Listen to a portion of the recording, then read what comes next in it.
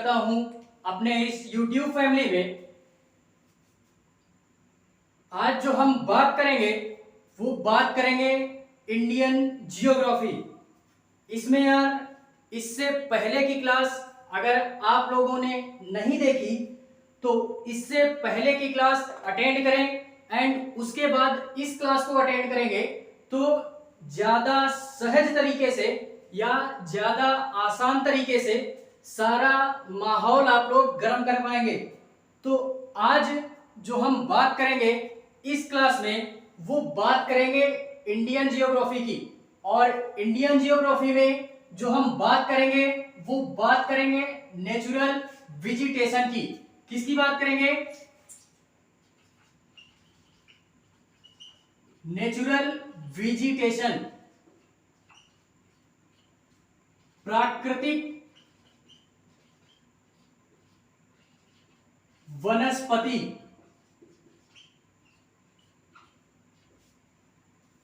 इस क्लास में हम यार ऐसे इसको कंप्लीट करेंगे कि हमको दोबारा इस चैप्टर से रिलेटेड कोई क्लास अटेंड करने की आवश्यकता नहीं पड़ेगी।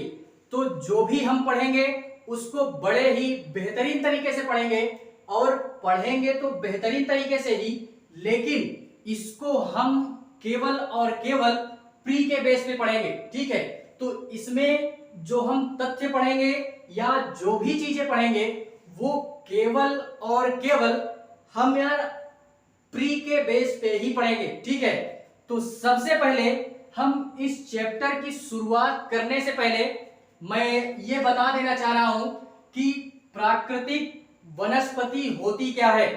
तो देखते हैं यार प्राकृतिक वनस्पति हमारी होती क्या है। सबसे पहले प्रकृति यार क्या होती है ये हम भी जानते हैं और आप भी जानते हो।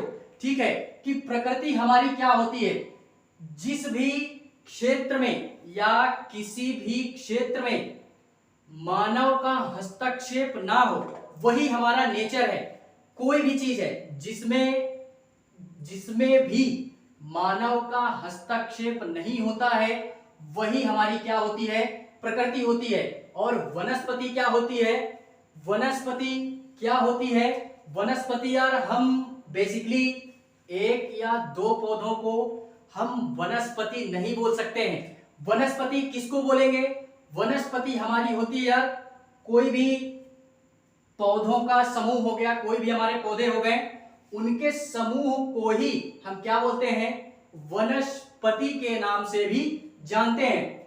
तो इसमें जो हम बात करेंगे वो प्रकृति और वनस्पति की बात करेंगे।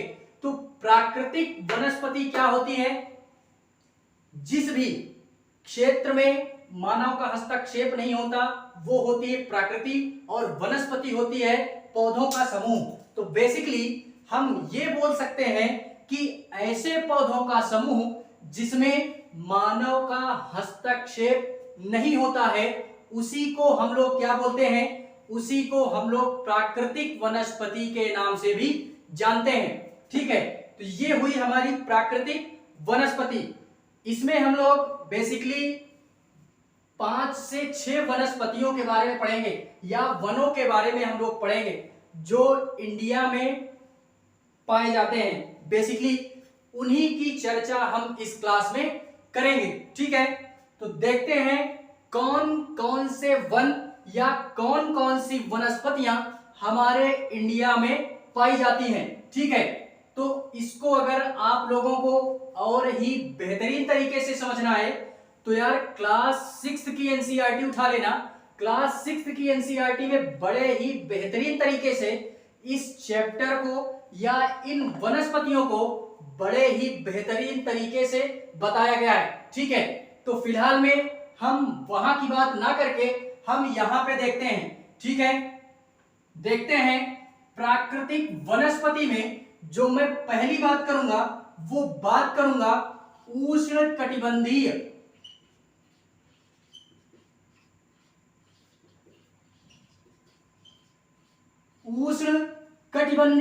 सदाबहार वन।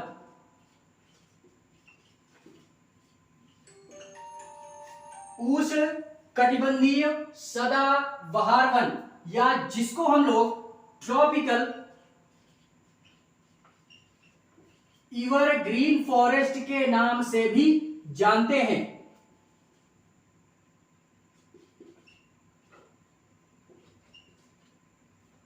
ट्रॉपिकल एवरग्रीन फॉरेस्ट के नाम से भी जानते हैं। और इसमें जो हम दूसरी बात करेंगे, या जो दूसरा वन हम लोग पढ़ेंगे, वो क्या पढ़ेंगे?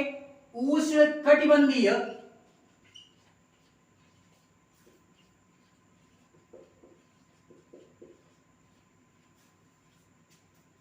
उष्णकटिबंधीय पतझड़ वन, या इनको हम लोग एक नाम से और जानते हैं, जिसको हम लोग मानसूनी वन के नाम से भी जानते हैं। मानसूनी वन, ठीक है। तो पहला हम लोगों ने क्या देखा? ट्रॉपिकल एवरग्रीन फॉरेस्ट, और इसको हम लोग बोलते हैं tropical deciduous forest. Deciduous forest या मानसून फॉरेस्ट के नाम से भी जानते हैं। मानसून फॉरेस्ट के नाम से भी जानते हैं। एंड जो तीसरी बात इसमें हम करेंगे, वो तीसरी हम इस चैप्टर में जो बात करेंगे, वो बात करेंगे माउंटेनियस फॉरेस्ट, यानी पर्वतीय वनों की बात करेंगे। पर्वतीय वनों की बात करेंगे, या हिमालय साइड में हमको जो भी वन मिलते हैं, जो भी वनस्पतियां मिलती हैं, उनकी चर्चा हम यहां पे इस क्लास में करेंगे। तो उसको हम लोग बोलते हैं पर्वतीय या हिमालय वन या वनस्पतियां, ठीक है, जिसको हम लोग माउंटेनियस फॉरेस्ट के नाम से भी जानते हैं। चौथी जो बात करूंगा वो बात करूंगा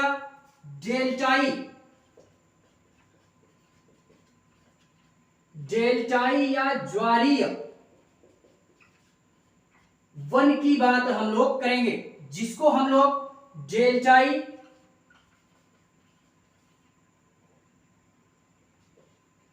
और टाइडल फॉरेस्ट के नाम से भी जानते हैं।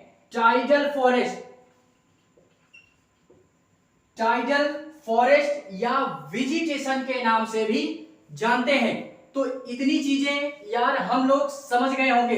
पहली जो बात करेंगे वो बात करेंगे उष्णकटिबंधीय सदाबहार वन, दूसरा ट्रॉपिकल एवरग्रीन फॉरेस्ट, एंड तीसरा माउंटेनियस फॉरेस्ट, एंड चौथा हमारा आता है डेल्टाई या टाइडल फॉरेस्ट के नाम से भी जानते हैं। ठीक है, तो इतनी सारी चीजें यार क्लियर हुई होंगी अभी तक। प्राकृतिक वनस्पति में इन चारों को पढ़ने के बाद, इन चार वेजिटेशनों को पढ़ने के बाद हम दो वेजिटेशन और देखते हैं, दो की बात हम और करेंगे। ठीक है,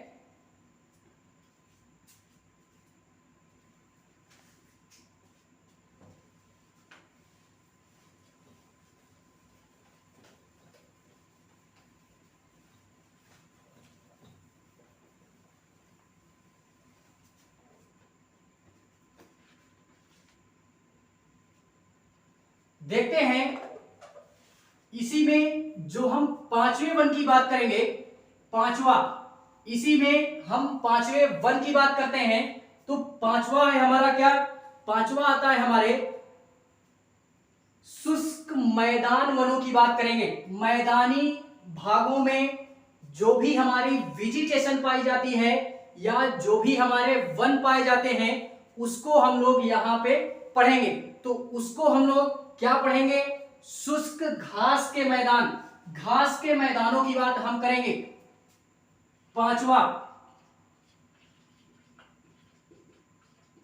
घास वाले मैदान में मतलब जो भी हमारे मैदानी भाग में जो भी फॉरेस्ट मिलती है, जो भी वेजिटेशन मिलती है, उसकी चर्चा हम यहां पे करेंगे, यानी उष्णकटिबंधीय घास के मैदान भी इसको हम बोल सकते हैं। उष्णकटिबंधीय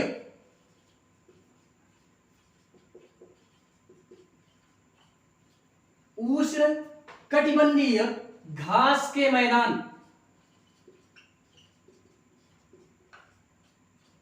उष्णकटिबंधीय घास के मैदान, जिसको हम लोग ट्रॉपिकल ग्रासलैंड के नाम से भी जानते हैं। ग्रासलैंड वेजिटेशन या फॉरेस्ट के नाम से भी जानते हैं, ठीक है। और इसी में अगर हम लोग लास्ट जो बात करेंगे, लास्ट जो बात करूंगा मैं, वो बात करूंगा शुष्क मरुस्थलीय,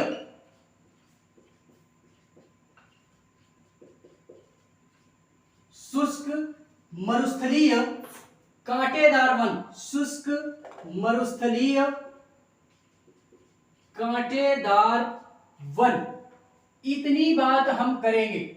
इन 6 की चर्चा हम इस चैप्टर में बड़े ही बेहतरीन तरीके से पढ़ने का प्रयास करेंगे, ठीक है। इसको हम जो भी बोलते हैं, इसको हम लोग थॉर्नी वेजिटेशन के नाम से भी जानते हैं।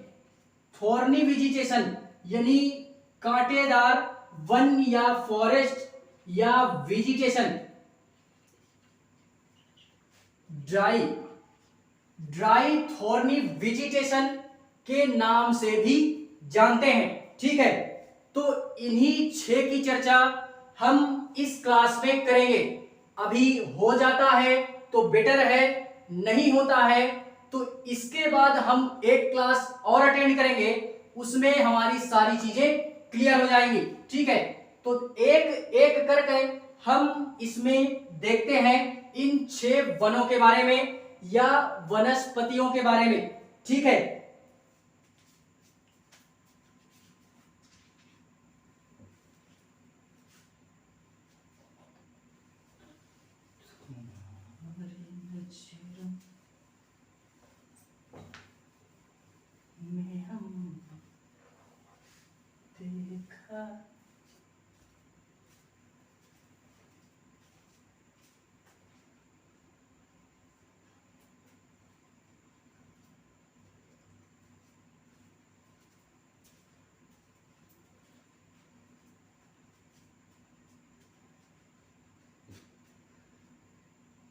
देखते हैं हम लोग, पहले जो मैंने बात की थी प्राकृतिक वनस्पति में, नेचुरल वेजिटेशन में, जो मैंने पहली बात की थी वो वन कौन सा था हमारा, तो वो था हमारा उष्णकटिबंधीय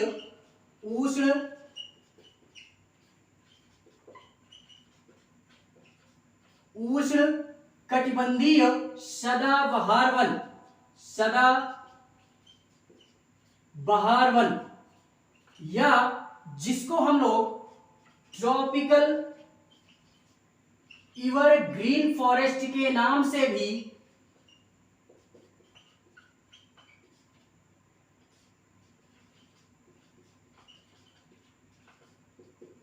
जानते हैं, ठीक है। तो इस वन को हम लोग देखते हैं। मैं यार इससे पहले भी बोल चुका हूं कि अगर हमको इसकी बेसिक समझ बनानी है, यानी बेस तगड़ा कंप्लीट करना है, तो यार क्लास 6 की एनसीईआरटी एक बार जरूर देखना, ठीक है। उसके बाद यहां पे पढ़ोगे तो भी ठीक है, नहीं पढ़ोगे यानी कुछ ना आने से बेहतर है जितना यहां पे मैं बता रहा हूं वो तो आना चाहिए, ठीक है। बाकी अपने ज्ञान का वर्धन करने के लिए आप यार क्लास 6 की एनसीईआरटी एक बार जरूर पढ़ोगे, ठीक है। देखते हैं उष्णकटिबंधीय सदाबहार वन क्या होते हैं। तो इसमें जो हम बात करेंगे यार, हम लोग जानते हैं कि इंडिया में तमाम तरीके की या विभिन्न प्रकार की जलवायु पाई जाती है, क्लाइमेट हमारे पाए जाते हैं, मौसम वगैरह विभिन्न प्रकार के मौसम पाए जाते हैं, और विभिन्न प्रकार के मौसमों के साथ विभिन्न प्रकार की जलवायु और विभिन्न प्रकार की मृदाएं भी पाई जाती हैं। इसी कारणवश इंडिया में विभिन्न प्रकार की वनस्पतियां भी मिलती हैं। किस कारणवश यार, अलग अलग जगहों पे हम जाएंगे तो वहां की मिट्टी और वहां की जलवायु दूसरी जगह जाएंगे, उधर की जलवायु, मिट्टी, सारी चीजें यार चेंज हो जाती हैं। ठीक है, इसी कारणवश यार जो भी वनस्पतियां हमको मिलती हैं वो डिफरेंट टाइप की मिलती हैं, जिसका वर्णन हम लोग देख चुके हैं। उसी में हम जो बात कर रहे हैं वो बात कर रहे हैं उष्ण कटिबंधीय सदाबहार वन की बात कर रहे हैं। इसमें उष्ण कटिबंधीय सदाबहार वन या ट्रॉपिकल एवरग्रीन फॉरेस्ट, ये यार सदा हरे भरे रहने वाले वृक्ष या वन होते हैं। ये सदा क्या होते हैं, हमेशा और हमेशा हरे भरे होते हैं ये वन। और इनकी अगर मैं बात करूं तो यहां पे इन वनों में जो वार्षिक वर्षा होती है ना, इन वनों की जो हम बात करें वार्षिक वगैरह वगैरह, तो यार 200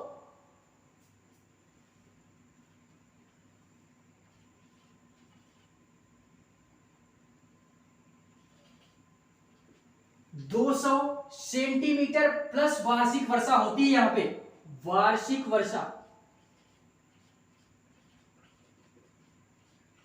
इन वनों में, उष्ण कटिबंधीय सदाबहार वनों में साल भर में वार्षिक वर्षा 200 सेंटीमीटर से प्लस होती है। और यहां का जो तापमान होता है वो 20 से 22 डिग्री सेल्सियस होता है। 20 से 22 डिग्री सेल्सियस होता है या इससे भी अधिक हो सकता है। ठीक है, तो ये हमको याद रखना है। एंड उसके बाद जो हम बात करते हैं, ये उष्णकटिबंधीय सदाबहार वन जो होते हैं, इनमें यार जो पेड़ होते हैं ना, यहाँ के वनों में जो पेड़ होते हैं वो काफी लंबे होते हैं। वो क्या होते हैं, काफी लंबे वृक्ष पाए जाते हैं इन वनों के, काफी लंबे वृक्ष।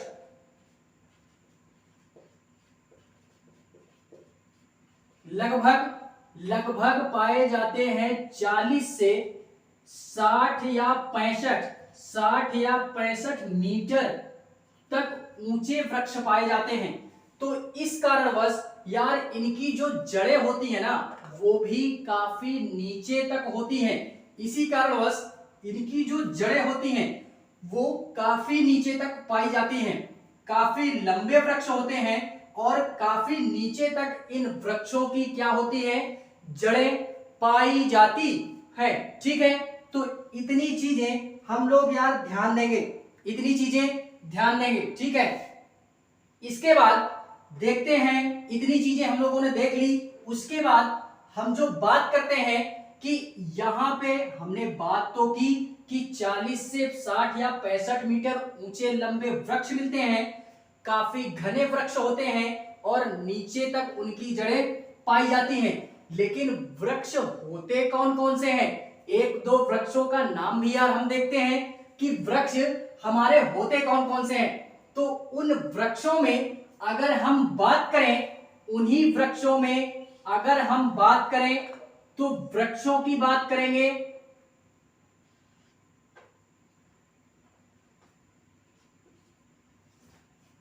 मेटते हैं, उसके बाद इसको देखते हैं।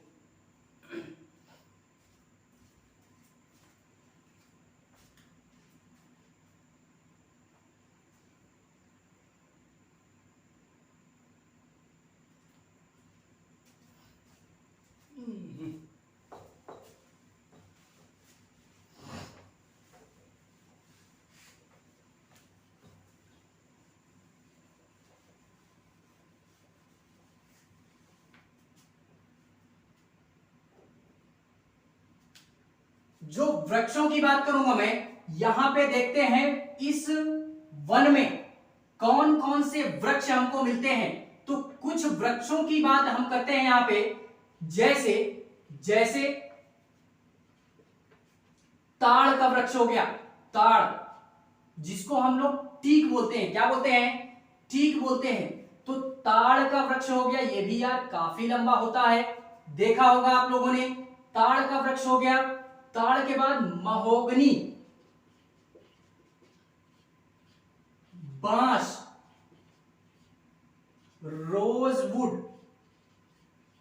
मेरे हिसाब से 3-4 काफी है, 3-4 काफी है।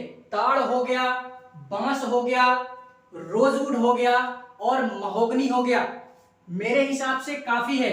अगर और ही याद करना चाहते हो तो एक और लिख लेते हैं हम, एक और लिखते हैं। कौन सा? एक और हम लोग देखते हैं, एबोनी का वृक्ष एक होता है, एबोनी। ईटे सेक्टर इसके आगे डाल दो, काफी है। एबोनी का वृक्ष होता है। तो इस तरीके के जो भी वृक्ष हमारे होते हैं, ताड़ हो गया, महोगनी, बांस, रोजवुड, इस तरीके के जो वृक्ष पाए जाते हैं वो कहां पाए जाते हैं? ट्रॉपिकल एवरग्रीन फॉरेस्ट में या उष्ण कटिबंधीय सदाबहार वन में पाए जाते हैं। ठीक है, उसके बाद ये देखते हैं कि इस वन का एरिया क्या है, पूरे इंडिया में ये वन कहां तक विस्तृत है या किन किन क्षेत्रों में ये वन हमारे पाए जाते हैं। ठीक है, तो उसकी बात हम करते हैं।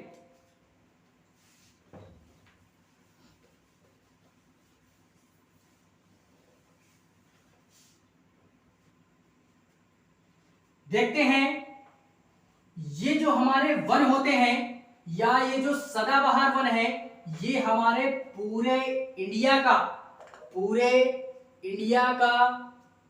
या पूरे इंडिया में 45 लाख हेक्टेयर में इसका विस्तार है। कहां पे है? 45 लाख।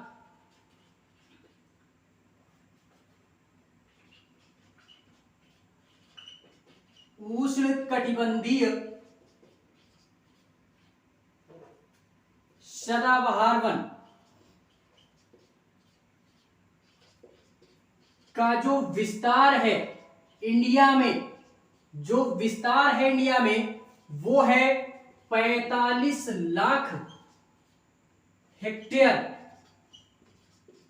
45 लाख हेक्टेयर में ये हमारे क्या है? उष्ण कटिबंधीय सदाबहार वन का क्या है? विस्तार है। ये वन हमारे 45 लाख हेक्टेयर में क्या है? पाए जाते हैं या फैले हुए हैं। ठीक है, उसके बाद अगर क्षेत्रों की बात करूं तो क्षेत्र अगर हम लोग देखें तो यार बेसिकली मैं मैपिंग यहां पे नहीं कर रहा हूं, मैप मैंने नहीं बनाया है, तो मैपिंग आप लोग देखते जाओगे और करते जाओगे। मैप मैं बोर्ड में कभी नहीं बनाऊंगा। ठीक है, आप लोग इतना जागरूक और समझदार स्वयं हो।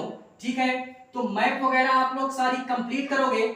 उसके बाद हम लोग देखते हैं कि इसका जो विस्तार है वो कहां कहां पे है।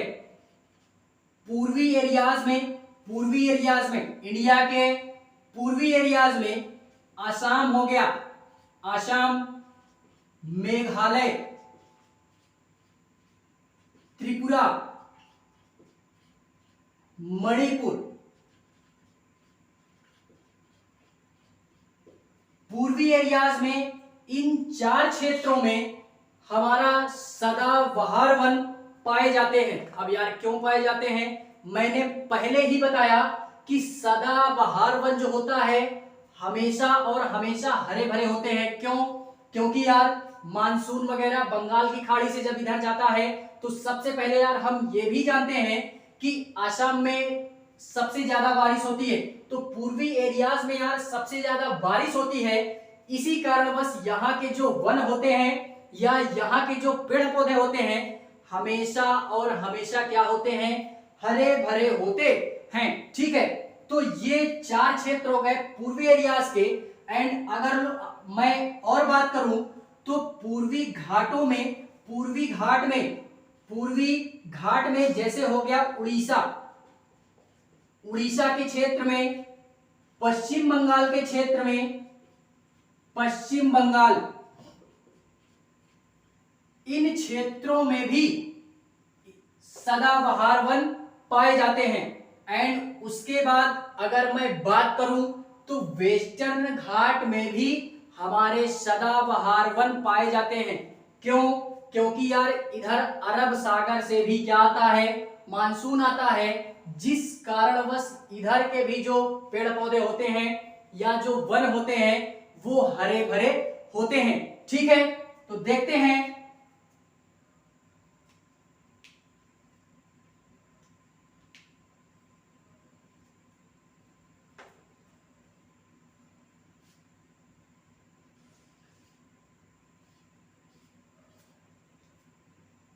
ये हमारे पूर्वी घाट के हुए। ये इधर हम लोग देखते हैं पश्चिमी घाटों के, पश्चिमी घाटों में भी हमारे पाए जाते हैं। क्या पाए जाते हैं? पश्चिमी घाटों में भी ये वन हमारे पाए जाते हैं। पश्चिमी घाटों में बेसिकली अगर एग्जैक्टली बात करें तो हम लोग बात करते हैं महाराष्ट्र की। महाराष्ट्र के बाद हमारा आ जाता है गोवा, गोवा के बाद कर्नाटका।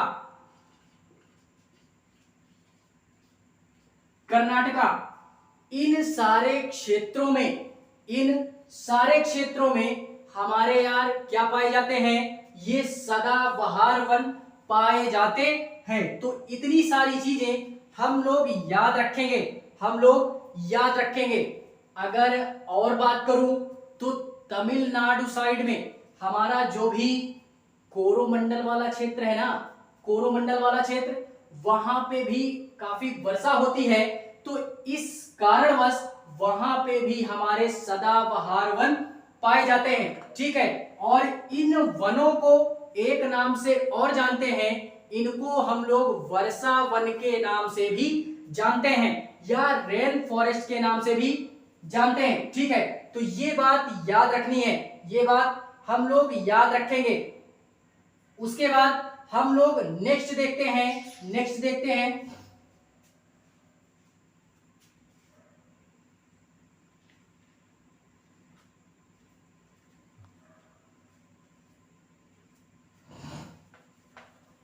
मेरे दिल पे ऐसी छाई तू ही तू मुझ में समाई।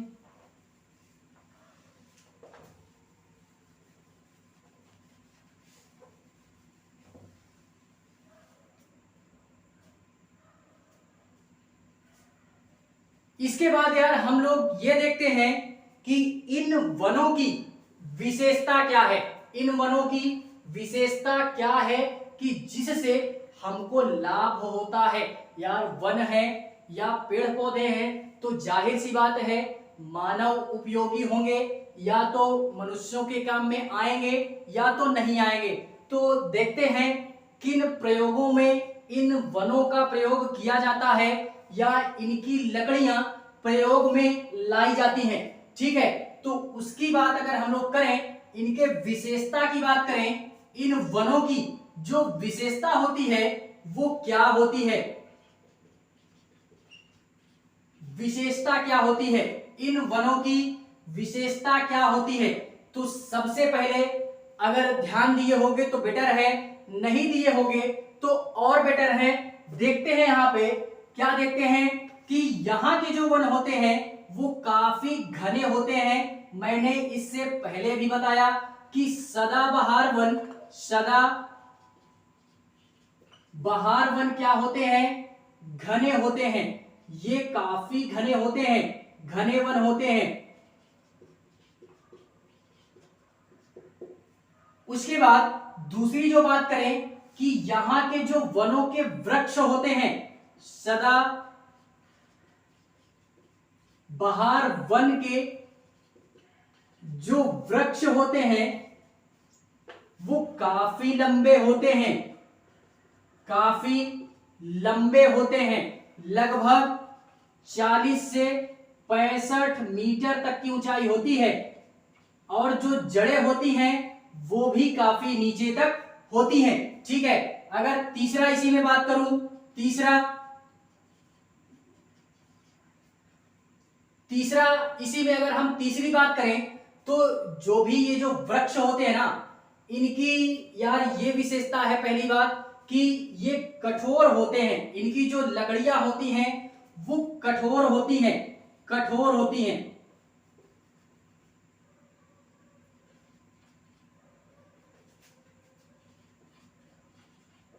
इन वृक्षों की लकड़ियां कठोर होती हैं। क्या होती हैं? कठोर होती हैं, जिस कारणवश इनका ज्यादा आर्थिक महत्व नहीं होता है। इन लकड़ियों का आर्थिक महत्व नहीं होता है, ठीक है। तो इसी कारणवश इन ये कठोर होने के कारण इन लकड़ियों का या इन वृक्षों का आर्थिक महत्व नहीं होता है। केवल और केवल इंडस्ट्रियल पर्पस पे यानी औद्योगिक रूप में केवल और केवल इन वृक्षों का प्रयोग थोड़ा बहुत हम लोग कर देते हैं। वैसे भी ताड़ वगैरह के वृक्ष यार किस काम में आते हैं? कोई काम में नहीं आता है, वो केवल और केवल सूखा खड़ा होता है, ठीक है। तो इसी कारणवश ज्यादा ना ही हमारा आर्थिक महत्व का होता है और ना ही औद्योगिक महत्व का होता है। औद्योगिक महत्व में थोड़ा बहुत काम में आ जाता है, लेकिन आर्थिक में यानी घर मतलब आर्थिक में हम लोग बेसिकली बात करें कि जैसे खिड़की दरवाजे हमारे बनते हैं तो लकड़ियां किस काम में आती हैं? वो यार उस तरीके के महत्व के हमारे ये क्या होते हैं, नेचुरल वेजिटेशन में जो सदाबहार वन होते हैं ये यार काम में नहीं आते हैं, ठीक है। हम लोग इसके बाद देखते हैं चौथा पॉइंट जो है हमारा, चौथा हम लोग बात करते हैं कि यार जलवायु की भिन्नता होती है। इसी कारणवश यार केरला साइड में जो भी है, केरला साइड में भी हमारे इस तरह के तमाम या सारी चीजें देखी जाती हैं, ठीक है। एंड उसके बाद एक पॉइंट हम लोग और लिखते हैं, एक पॉइंट और लिखते हैं कि यहां पे पेड़ों की, यहां पर पेड़ों की बहुरूपता, बहुरूपता पाई जाती है। पेड़ों की बहुरूपता पाई जाती है, पेड़ों की बहुरूपता पाई जाती है। तो यार इतनी सारी चीजें हमको याद रखना है नेचुरल वेजिटेशन से लेकर के, ठीक है। नेचुरल वेजिटेशन में हम इतनी बात करते हैं, कुछ ना आने से बेटर है इतना तो आना ही चाहिए, इतना आना ही चाहिए। अगर और डीप में पढ़ना है तो इसके बाद हम दूसरी क्लास लेंगे जो मेंस के पर्पस पे लेंगे, तो वहां उसका अध्ययन करेंगे। या और बेटर करना चाहते हो तो एनसीईआरटी जरूर पढ़ना, ठीक है। क्लास 6 की एनसीईआरटी जरूर पढ़ना, ठीक है। तो ये हुआ हमारा सदाबहार वन, इतनी सारी चीजें इसमें याद रखेंगे। दूसरा जो हम देखेंगे वो देखते हैं, दूसरा जो हमारा वन है वो है पतझड़ वन या मानसूनी वन।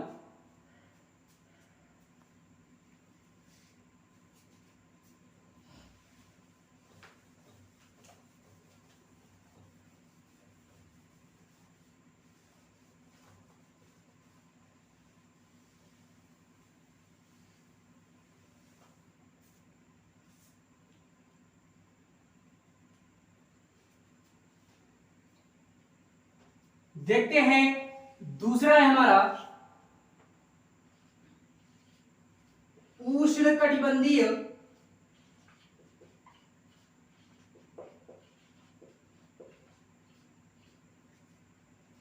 पतझड़ वन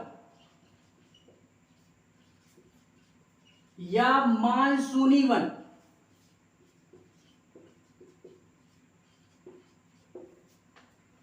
जिसको हम लोग ट्रॉपिकल डेसिडियस फॉरेस्ट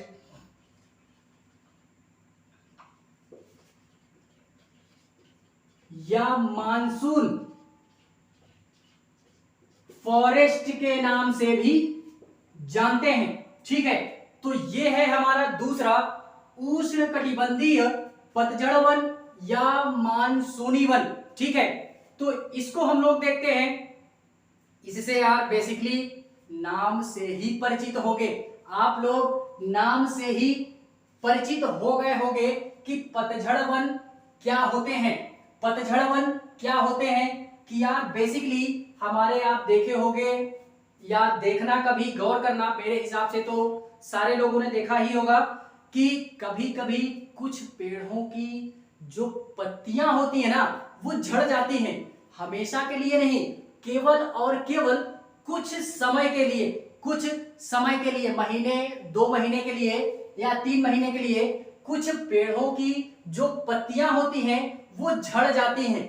क्यों झड़ जाती हैं, या वो वन कौन से होते हैं, वो पेड़ कौन से होते हैं, उसी को हमको इसमें पढ़ना है, उसी को पढ़ना है। ठीक है, तो देखते हैं ये जो पतझड़ वन होता है ये यार पत्तियां अपना क्यों गिराता है और कब गिराता है, ये देखते हैं कि पतझड़ वन वैसे भी होते कौन कौन से हैं।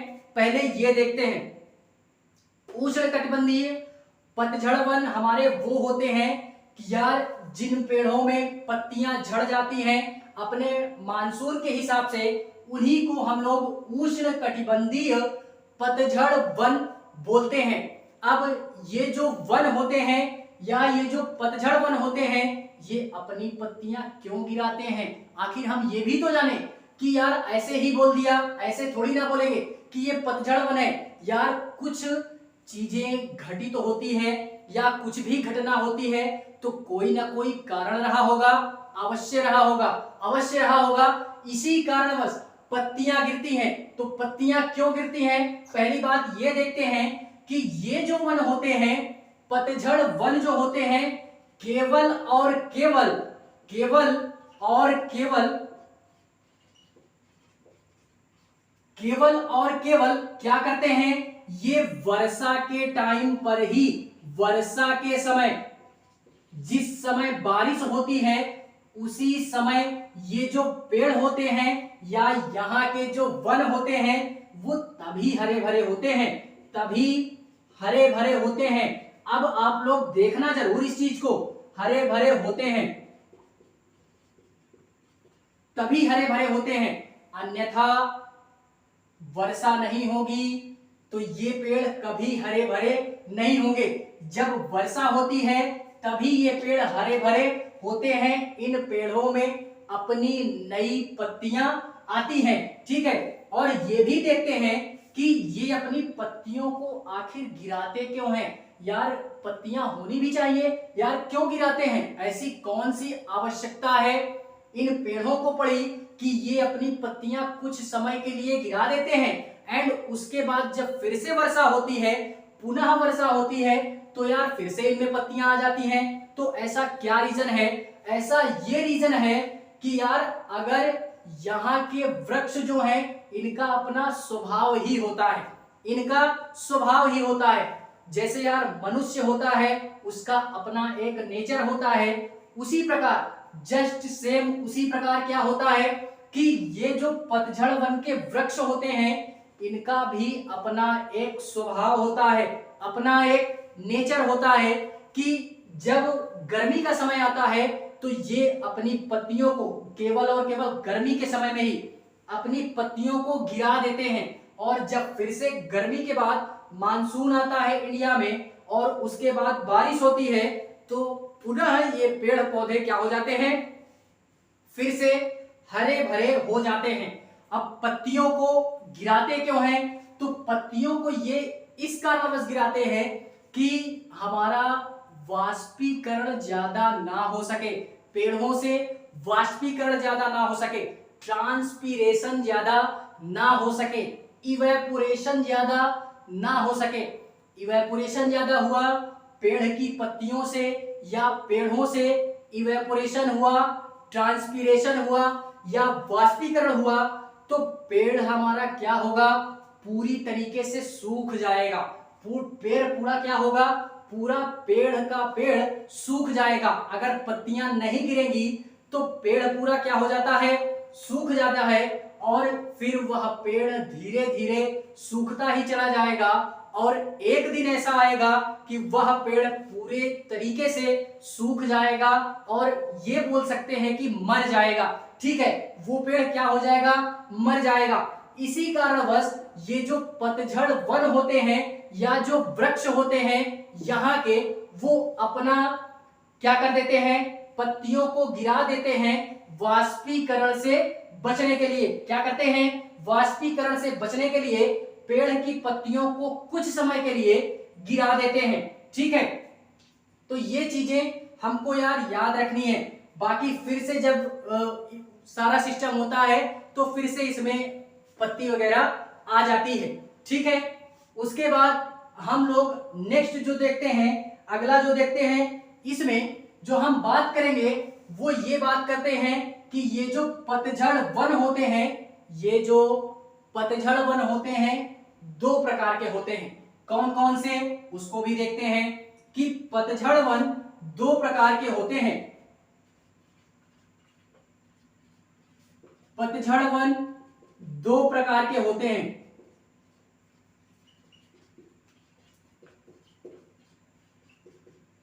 पतझड़ वन दो प्रकार के होते हैं। कौन कौन से, एक होता है, पहला एक होता है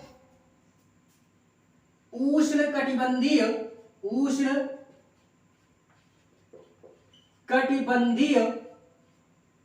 आर्द्र पतझड़ वन, पतझड़, या जिसको tropical wet deciduous forest, wet deciduous forest के नाम से भी जानते हैं या वेजिटेशन के नाम से भी जानते हैं। दूसरा आता है हमारा उष्णकटिबंधीय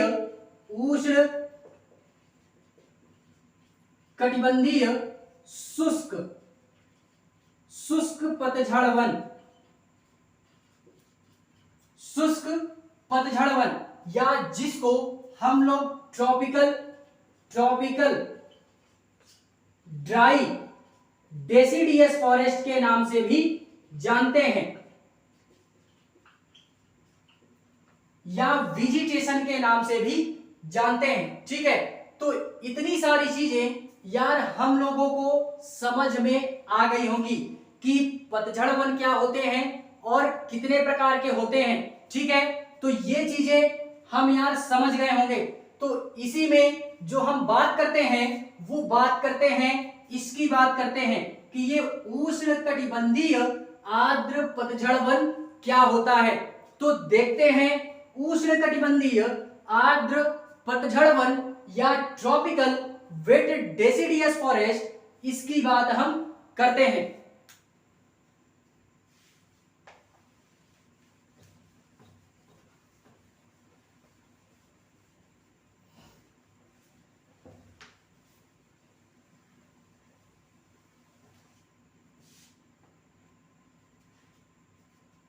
देखते हैं इसी में जो हमने बात की थी, इसमें हम लोगों ने पहली क्या बात की थी, उष्णकटिबंधीय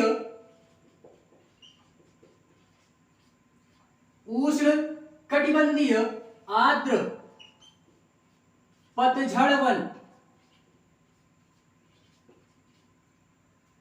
या वनस्पति, वन या वनस्पति कुछ भी बोलो वही है सर। ठीक है, जिसको ट्रॉपिकल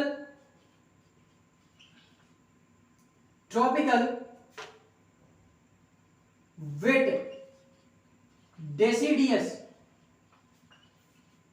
फॉरेस्ट, ठीक है, इसको हम लोग एक नाम से और जानते हैं। क्या जानते हैं, इसको हम लोग पर्णपाती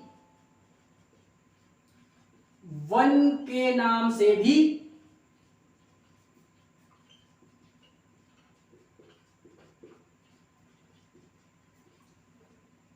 पर्णपाती वन के नाम से भी जानते हैं। किसको, उष्णकटिबंधीय आर्द्र पतझड़ वन को हम पर्णपाती वन के नाम से भी जानते हैं। और यहाँ के वृक्षों की या इन पतझड़ वनों के, आर्द्र पतझड़ वन यार पहले से ही समझ में आ रहा है, आर्द्र मतलब क्या, थोड़ा सा वेट, जिसमें मौसम में या एयर में आर्द्रता हो, मॉइस्चर हो, क्या हो, आर्द्रता हो या मॉइस्चर हो। तो इस प्रकार के वनों को हम उष्णकटिबंधीय आर्द्र पतझड़ वन या पर्णपाती वन के नाम से भी जानते हैं। यहाँ का जो वार्षिक वर्षा होती है वो 100 लेकर के, इन वनों में वार्षिक जो वर्षा होती है वो 100 से लेकर के 200 सेंटीमीटर तक की होती है। इन आर्द्र पतझड़ वाले वनों में जो वार्षिक वर्षा होती है वो 100 से लेकर के 200 सेंटीमीटर तक की होती है। ठीक है, उसके बाद जो हमारा दूसरा क्या था, उष्णकटिबंधीय, दूसरा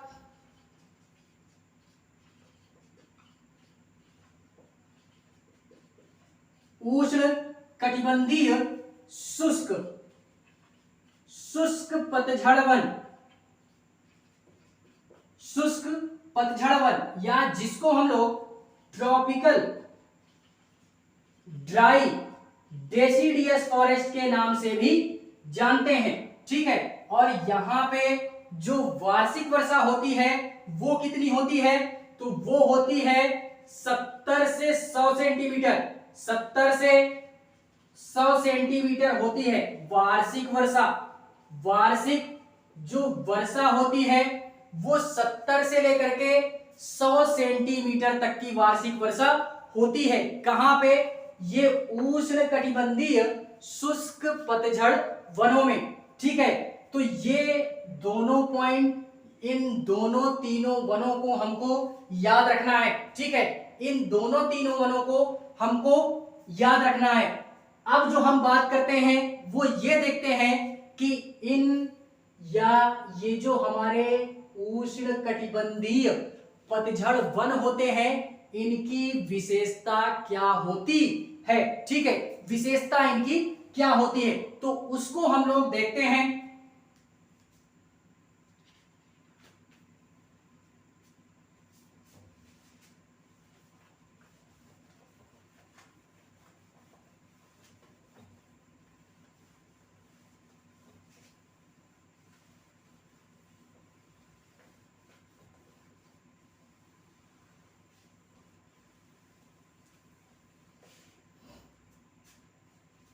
देखते हैं यार इनकी जो विशेषता होती है, क्या होती है, विशेषता इनकी क्या होती है, इन वनों की विशेषता क्या होती है, विशेषता क्या होती है किसकी, जो भी हमारे पतझड़ वन है। तो मैंने पहले भी बोला था, ध्यान दिए होगे तो अच्छी बात है, नहीं ध्यान दिए होगे तो और अच्छी बात है। फिर से देखते हैं, पुनः देखते हैं, क्या देखते हैं कि इन वनों में या यहाँ के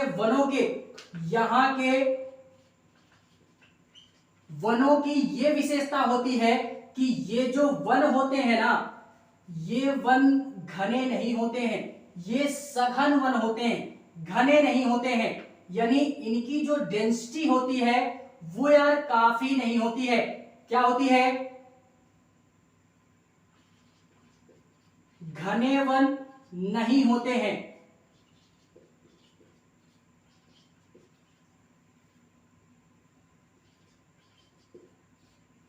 यहां के जो वन होते हैं वो घने नहीं होते हैं, यानी सघन होते हैं।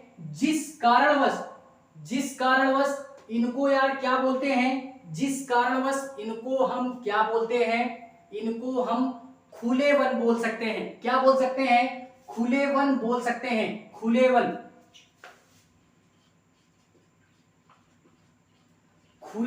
भी बोल सकते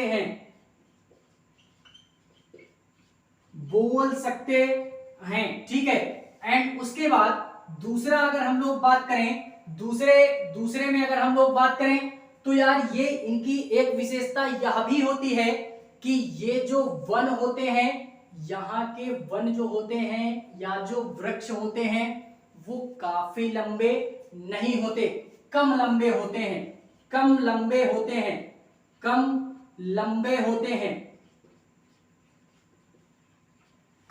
होते हैं। एक विशेषता यह हुई। और इनकी जो जड़ें होती हैं वो ज्यादा नीचे तक नहीं होती हैं, एक यह भी विशेषता हुई। आप लोग यार कंपैरिजन करते जाओगे, जो भी हम लोग वन पढ़ चुके हैं कंपैरिजन करोगे इस वन से और सदाबहार वन से कंपैरिजन करोगे, ठीक है। एंड उसके बाद ये जो वन होते हैं या यहाँ के वनों की जो लकड़ियां होती हैं वो हल्का लचीली होती है। क्या होती है? लचीली होती है, लचीली होती है। इन वनों के जो वृक्ष होते हैं उनकी जो लकड़ियां होती हैं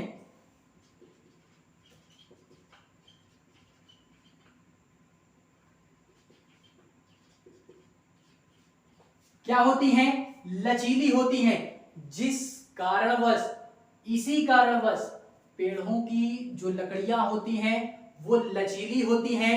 इसी कारणवश इन पेड़ों का आर्थिक महत्व बहुत हो जाता है। आर्थिक महत्व इसी कारणवश, इसी कारणवश इन वृक्षों का या इन वृक्षों की लकड़ियों का आर्थिक महत्व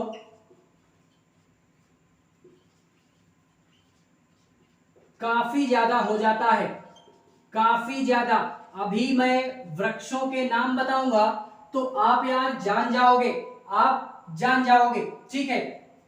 आर्थिक महत्व क्या होता है? बहुत ज्यादा हो जाता है। लेकिन जो औद्योगिक महत्व होता है, इंडस्ट्रियल जो औद्योगिक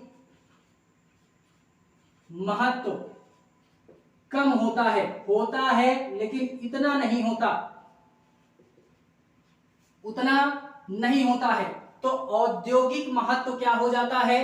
कम हो जाता है। और अगर आर्थिक में बात करें तो आर्थिक महत्व में यार जो भी हमारे यहाँ के जो पेड़ होते हैं उनके यार खिड़की दरवाजे वगैरह, जो भी हमारे खिड़की दरवाजे बनते हैं ना, वो इन्हीं वृक्षों के पेड़ों की बनती है, वो इन्हीं पेड़ों की बनती है।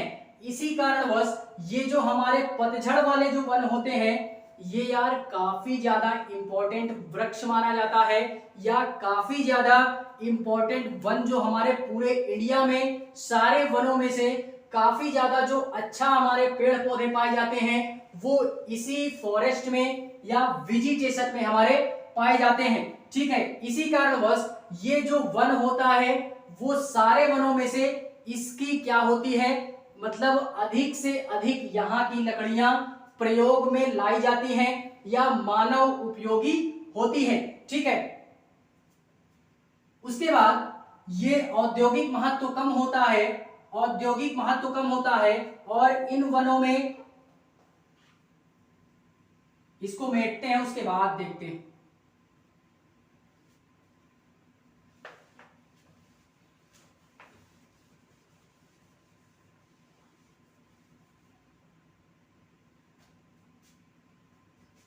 देखते हैं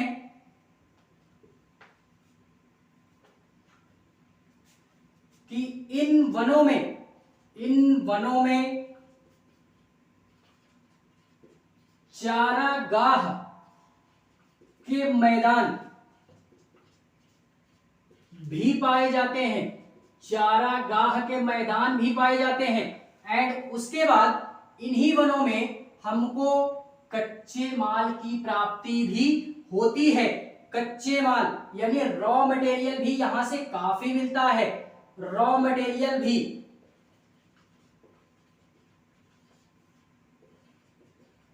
काफी ज्यादा प्राप्त होता है, काफी ज्यादा प्राप्त होता है, ठीक है। तो इतनी सारी चीजें इस वन में, इन विशेषताओं को याद रखना है, ठीक है। इतनी सारी विशेषताएं जान गए होगे तो आप यार आराम से पकड़ ले जाओगे कि कौन से वनों में क्या विशेषता है, कौन से वन कहां पाए जाते हैं। देखते हैं कौन कौन से वृक्ष यहाँ पे पाए जाते हैं। उनकी विशेषता तो देख ली, लेकिन देखते हैं कौन कौन से वृक्ष हमारे होते हैं। तो वृक्षों के नाम में आप लोग एक दो नाम याद रख लेना, जैसे जैसे हमारे सखुआ एक पौधा होता है, सखुआ, सखुआ का पेड़, या जिसको हम लोग साखू भी बोलते हैं। क्या बोलते हैं? साखू भी बोलते हैं। उसके बाद आम का वृक्ष हो गया, महुआ का वृक्ष हो गया, शीशम का वृक्ष हो गया। शीशम, यार इन सारे पेड़ों की जो लकड़ियां होती हैं वो काफी ज्यादा महत्व की होती हैं। शीशम का वृक्ष, शीशम का वृक्ष। तो इस तरीके के इटेसेक्ट्रा डाल लो, अब समझ जाओगे आप लोग। इन सारे वृक्षों की जो लकड़ियां होती हैं वो काफी इंपॉर्टेंट होती हैं। इसमें यार क्या होता है, हम लोग इन्हीं सारे पेड़ों की तो खिड़की दरवाजे बनवाते हैं, इन्हीं सारे पेड़ों की हम लोग क्या करते हैं यार, खिड़की दरवाजे बनवाते हैं। इसी तरीके यार सागौन वगैरह भी हो गया, इसमें सागौन वगैरह का भी वृक्ष होता है। सागौन वगैरह के वृक्ष, तो इनकी यार लकड़ियां क्या होती हैं, ना ही ज्यादा कठोर होती हैं और ना ही ज्यादा लचीली होती हैं। तो इस कारणवश क्या होते हैं, ये वृक्ष हमारे काफी इंपॉर्टेंट हो जाते हैं। किस कारणवश, यानी आर्थिक महत्व से, यानी ह्यूमन इंपॉर्टेंस इनका ज्यादा हो जाता है और इंडस्ट्रियल इंपॉर्टेंस क्या होता है, कम होता है। ठीक है, तो इतनी सारी चीजें हम लोग यार याद रखेंगे। किससे रिलेटेड, प्राकृतिक वनस्पति में पतझड़ वन से रिलेटेड इतनी सारी चीजें याद रखनी है। ठीक है, तो आशा करता हूं यार कि इन दो वनों को हम यार समझ गए होंगे। बाकी जो बचे वन हैं उनकी चर्चा हम नेक्स्ट क्लास में करेंगे। बाकी आज के लिए इतना ही। आप लोग क्लास को पहले देखोगे, समझोगे, उसके बाद नोट्स वगैरह बनाने की इच्छा हो तो बना लेना, अन्यथा जाने देना। ठीक है, तो मिलते हैं किसी नेक्स्ट वीडियो में, तब तक के लिए बाय।